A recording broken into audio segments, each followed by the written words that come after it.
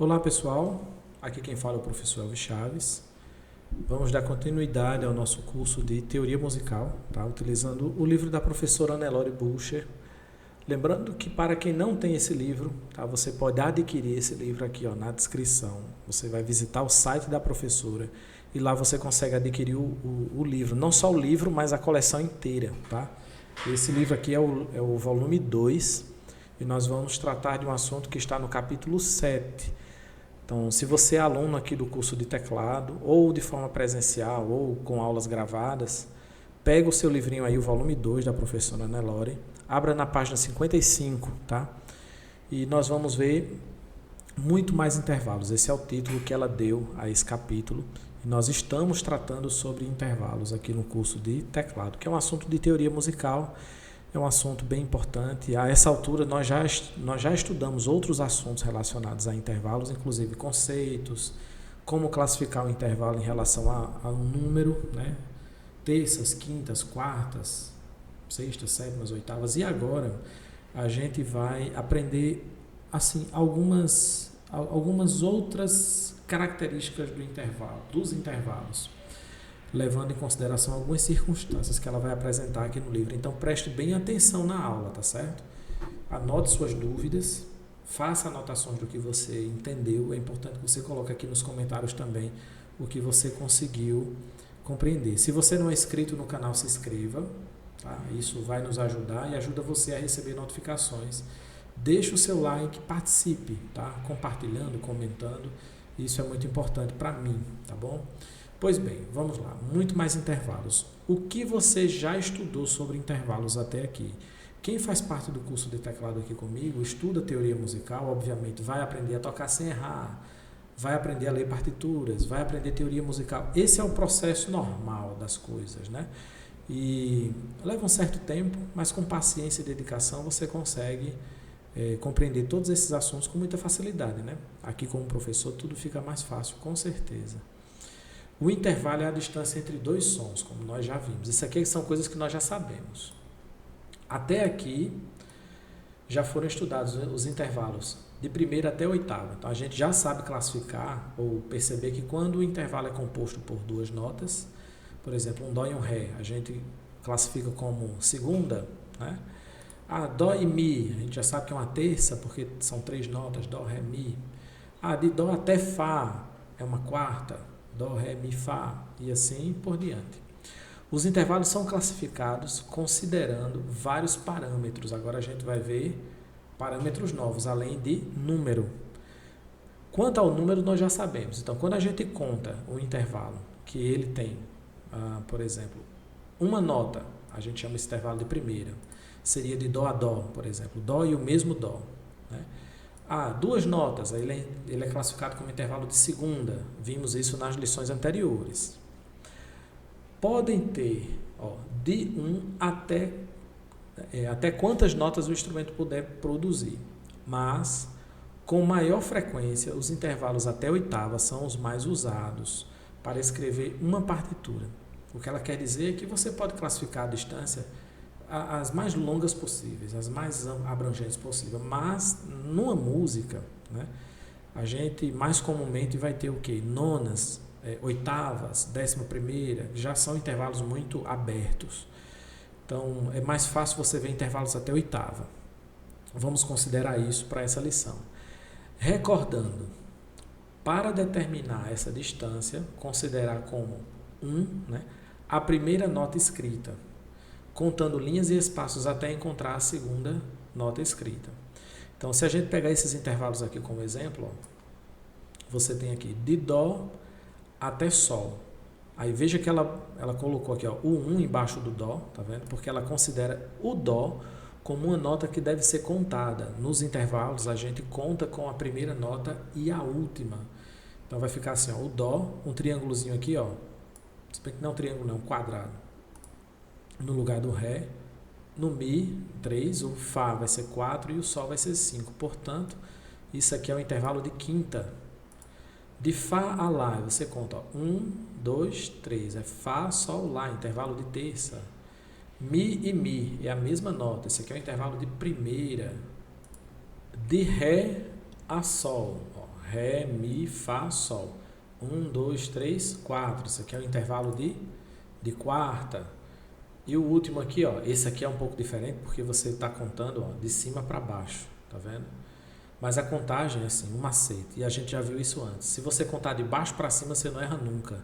Então, mesmo que a segunda nota mais grave venha depois, você pode contar daqui para cima, ó, Mi, Fá, Sol, Lá, Si, Dó, ou seja, 1, 2, 3, 4, 5, 6. Ela fez o contrário, né? Ela fez, ó, 1, 2, 3, 4, 5, 6, que também dá certo. Mas assim, um macete, né? Se você percebe que um Fá é mais grave, né? O Dó é mais agudo, conte sempre da nota mais grave, mesmo que ela venha depois ou antes, não importa. Conte da mais grave que você não erra nunca. Ok, essa é a classificação que a gente usa em relação ou levando em conta o número de notas. É o nome do intervalo, né? Quando a gente se depara com 6, por exemplo, intervalo de sexta, esse é o nome do intervalo. O resto são algumas circunstâncias especiais que a gente tem que considerar. Exemplo, quanto à articulação, é a forma como ele é executado. Você pode tocar uma nota e depois outra, ou então as duas ao mesmo tempo, né? Isso faz com que o intervalo soe, né, com duas notas simultâneas ou, né, com duas notas sucessivas, uma depois outra. Se uma nota soar primeiro que a outra, o intervalo entre elas chama-se melódico. Então, no caso, o intervalo melódico, ele é formado por notas sucessivas, ó, uma depois a outra. Se as duas notas soarem juntas, o intervalo chama-se harmônico.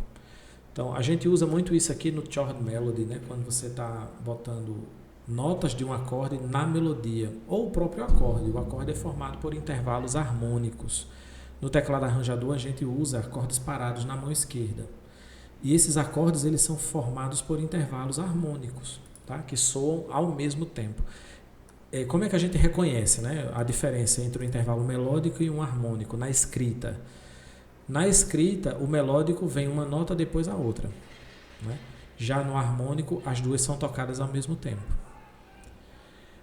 Outras circunstâncias aqui que a gente precisa avaliar, ainda falando de intervalo harmônico e melódico. O melódico, ele pode dar origem a intervalos conjunto, né, de notas que elas ficam de forma conjunta, ou seja, vizinhas. O intervalo conjunto, ele é formado por notas consecutivas, separadas por intervalos de segunda, tom ou semitom. Então, todo intervalo conjunto, melódico, conjunto, ascendente ou descendente, tá? Ele é formado por intervalo de segunda. Terça não, porque não é sucessivo. Então, para ser um intervalo conjunto, precisa ser vizinho. Dó e Ré, Ré e Mi, né? Aqui ela dá alguns exemplos, ó. Lá e Si são vizinhos. Intervalo de segunda, um tom de diferença. Aqui eu tenho, ó, Sol e Lá. São vizinhos também. Agora veja, Lá e Dó não são vizinhos. Isso aqui é uma terça, né? E pelo fato delas terem uma nota no meio delas separando, a gente classifica isso como intervalo disjunto, tá? Ou notas disjuntas, tá bom? Bem, ainda falando sobre intervalos melódicos, você vai ter aqui a possibilidade de que eles sejam ascendentes ou descendentes. Quando é que ele é ascendente? Quando a primeira nota é mais grave do que a segunda nota. Quando ele é descendente? Quando a primeira nota é mais aguda do que a segunda. Exemplo escrito, né? Você vê aqui na pauta. Na partitura, é a melhor forma de você classificar. Quando você vê o intervalo escrito, você consegue perceber que essa nota aqui, ó, ela é mais grave, a primeira nota é mais grave e a segunda é mais aguda. Ou seja, aqui eu tenho um intervalo que sobe, por isso que a gente chama ele de ascendente. E o mesmo intervalo aqui, ó, o mesmo intervalo, ele foi escrito de maneira que a primeira nota é mais aguda e a segunda é mais grave, mas ele é o mesmo intervalo, é o intervalo de sexta, de Sol a Mi é o intervalo de sexta, melódica descendente. Consegue ver a diferença? Então, na escrita é mais fácil da gente perceber. Acontece muito na hora que a gente está tentando classificar os intervalos de alguém ou alguma circunstância dizer assim, qual o intervalo existente entre Fá e Dó? Solto assim, né? Fá e Dó. Diga aí, qual é o intervalo entre Fá e Dó? Aí você faz, bem, de Fá para Dó vai ficar como? Fá, Sol, Lá, Si e Dó. Então, é uma quinta, né? Então, você classifica sempre pensando que é ascendente, mas e se for apresentado de forma descendente? Né? Qual a distância, por exemplo, entre Dó é a nota mais grave, né? E Fá é a nota mais aguda? Você já tem uma diferença. Dó, Ré, Mi, Fá. Todavia, se você vê o intervalo escrito dessa maneira, aqui, ó, você consegue perceber se ele é ascendente ou se é descendente. Então, quando você vê, é mais simples de classificar. Por isso que é importante também ver esses exemplos escritos na pauta.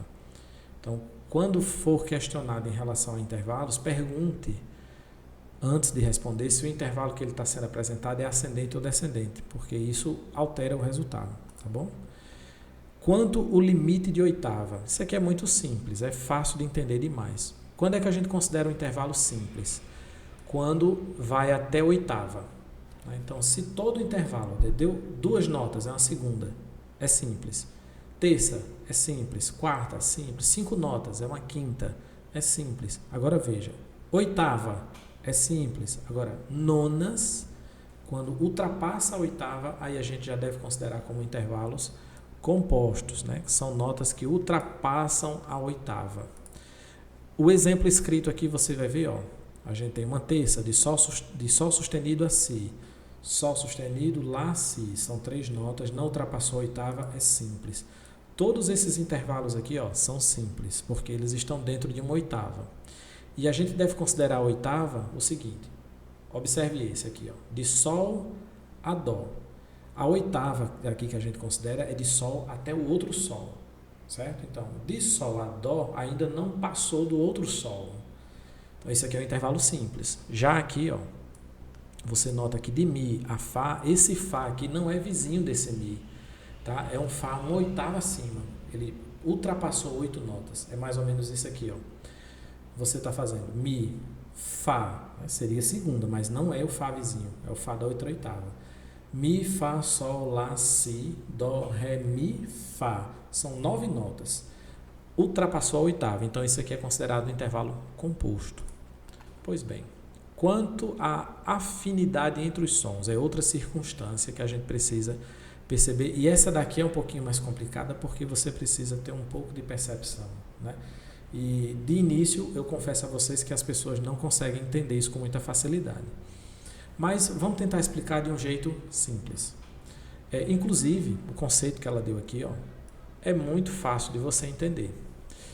Ela diz o seguinte, o intervalo consonante, essa palavra consonante e dissonante as pessoas usam muito. O pessoal fala assim, esse intervalo ele é dissonante, como se fosse diferente, ou algo assim miraculoso, né? Algo mágico. E dissonante não tem esse sentido. A gente vai ver que dissonante aqui é algo que transmite movimento, que você fica insatisfeito, né? Você escuta os sons e é como se eles entrassem em atrito. Mas vamos lá. Consonância primeiro. Consonância é quando há afinidade entre os sons, dando a sensação de equilíbrio ou de repouso. Quando você escuta 2 notas, tan, tan, né, e você sente equilíbrio, você sente que houve repouso e que o seu ouvido se sente confortável, assim, existe a grande possibilidade de você estar diante de um intervalo consonante. Se você precisar de mais exemplos, a gente pode fazer isso durante a aula, né? Então, me lembre de fazer isso. Professor, eu assisti lá a aula sobre isso e o intervalo consonante não ficou assim muito claro, né? Vamos ver alguns exemplos, aí durante a aula a gente tira essa dúvida também, tá? O intervalo dissonante, o que é um intervalo dissonante? É aquele que fica entre notas cuja afinidade não fica tão clara, né? Olha, quando não há afinidade, transmitindo a sensação de atrito, instabilidade. Isso acontece muito assim. Ela está dando aqui alguns intervalos, né? Ela diz assim, olha, toda terça, toda quarta, toda quinta, toda sexta, oitava, 11ª, 11ª são intervalos que transmitem esse conforto. Então você pode ir no teclado, por exemplo, e tocar um dó e um sol, que é uma quinta. Você toca os dois ao mesmo tempo. Pam, você vai perceber que esse intervalo ele te deixa confortável. Quando você toca uma sétima de dó a si, você percebe que o dó e o si não soam de forma satisfatória. Você fica meio agoniado com o som. Eu vou tentar demonstrar aqui com o teclado um pouquinho. Vou ficar um pouquinho fora do foco, mas é rapidinho. Então, um intervalo consonante, por exemplo, seria de Dó a Sol. Né, ó. Quando você toca isso aqui, ó, você sente um certo conforto. Você vai perceber a diferença. Quando eu toco de Sol para Lá, ó,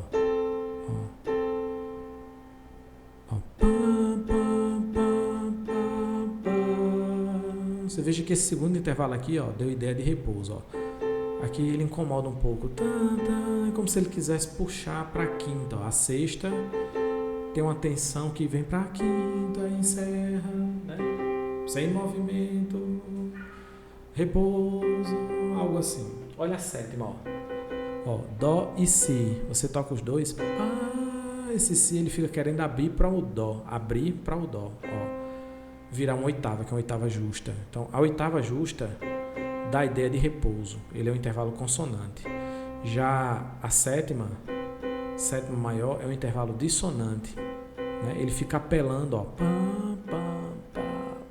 pelo Dó. Então, por isso que, muitas vezes, no começo, o pessoal não entende muito isso, fica com certa dificuldade, por uma questão de percepção, né? Mas isso é sanado durante as aulas. Então, assim, não fique na esperança de entender o assunto completamente aqui, né? Porque é necessário que haja um complemento em sala, com uma explicação como essa, né? Inclusive utilizando os acordes. Então, por isso que é importante você não somente comprar as aulas gravadas, mas você ter um professor, alguém que você possa tirar essas dúvidas e fazer esse ajuste. Bem, o que foi que nós vimos hoje? Intervalos e a classificação quanto ao número, né? Intervalos podem ser primeira, segunda, terça, quarta, quinta. Quanto à articulação, a forma como eles são tocados. Se for sucessivo, né, são melódicos. Se forem tocadas ao mesmo tempo, as notas são harmônicos. Quanto ao limite de oitava, se for até a oitava, é simples. Ultrapassando a oitava, é intervalo composto. E em questão da afinidade entre os sons, você tem um intervalo consonante, que dá a ideia de repouso, e o intervalo dissonante, que dá a ideia de movimento. E aí você tem as atividades que você deve fazer e deve apresentar na sala, tirando suas dúvidas. Para os alunos que estudam online, você pode imprimir, responder a página e enviar fotos para que eu possa corrigir e a gente discutir, né, em sala de aula ou na nossa próxima aula online semanal. Pois bem, pessoal, esse foi o assunto que nós tínhamos para estudar hoje, né? Esse é o capítulo número... Opa, pulei demais aqui, desculpa. Esse é o capítulo 7, tá, do volume 2 do livro da professora Nelore, Teoria TIM.